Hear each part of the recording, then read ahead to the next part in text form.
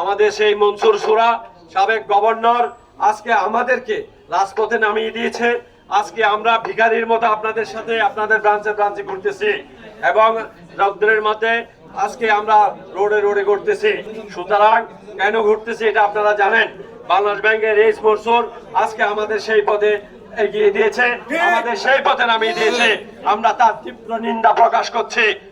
এই মনসুর আজকে আইন কালাকানুন আইন করে আমাদের উপর হেয়ার কাট শব্দটি তুলে দিয়েছে। পাশাপাশি আমরা আর ব্যাংকিং করার কোনো সুযোগও পাচ্ছি না, কারণ আপনারা আমাদের চেক নিলে আপনারা আমাদের চেকের পেমেন্ট দিতে পারছেন না। কারণ সেইটা হলো আপনাদের দোষ নাই, সেটা বাংলাদেশ ব্যাংকের ইনস্ট্রাকশন মূলক আপনারা কাজ করতেছেন।